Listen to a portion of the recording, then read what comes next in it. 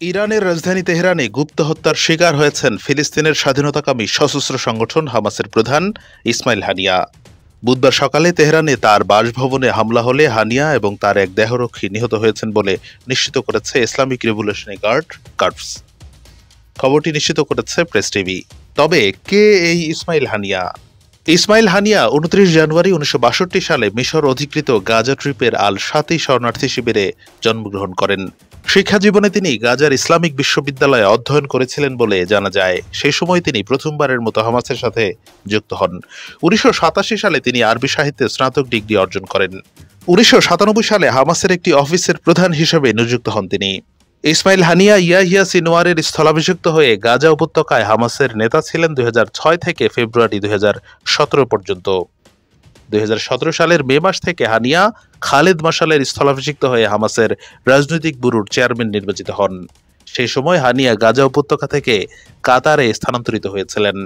ইসমাইল হানিয়া প্রথম ইন্তিফাদার বিক্ষোভে অংশ নিয়েছিলেন এবং ইসরায়েলি সামরিক আদালত তাকে কারাদণ্ড দেয়।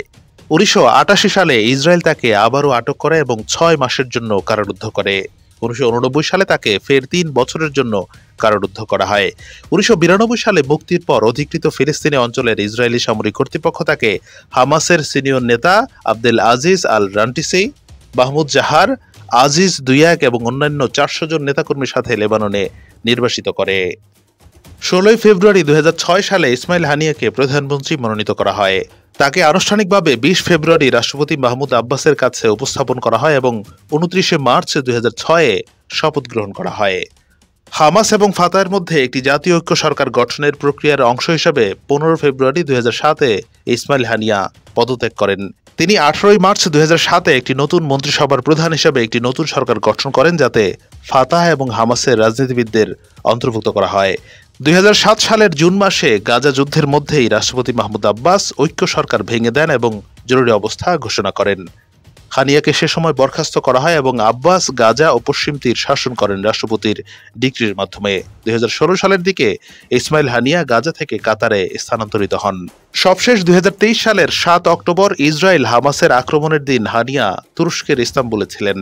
হানিয়া সে সময় একটি টেলিভিশন ভাষণ দিয়েছিলেন, যেখানে তিনি আল আকসা মসজিদ, গাজার ইসরায়েলি অবরোধ এবং ফিলিস্তিনি উদ্বাস্তুদের দুর্দশার কথা উল্লেখ করেন।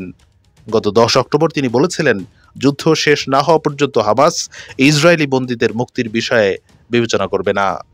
তিনি পুনর্ব্যক্ত করে বলেছিলেন, গাজার ফিলিস্তিন জনগণ তাদের স্বাধীনতার জন্য মূল্যবান সমস্ত কিছু ত্যাগ করতে ইচ্ছুক। ইরানের প্রেসিডেন্টের অভিষেক অনুষ্ঠানে যোগ দিতে মঙ্গলবার তেহরানে গিয়েছিলেন ইসমাইল হানিয়া। যে ভবনে তিনি অবস্থান করছিলেন সেখানে হামলা চালানো হলে ইসমাইল হানিয়া এবং তার একজন দেহরক্ষী নিহত হয়েছেন। ইসমাইল হানিয়ার মৃত্যু নিঃসন্দেহে হামাস এবং ইসলামী রাজনীতিতে এক শূন্যস্থান তৈরি করেছে।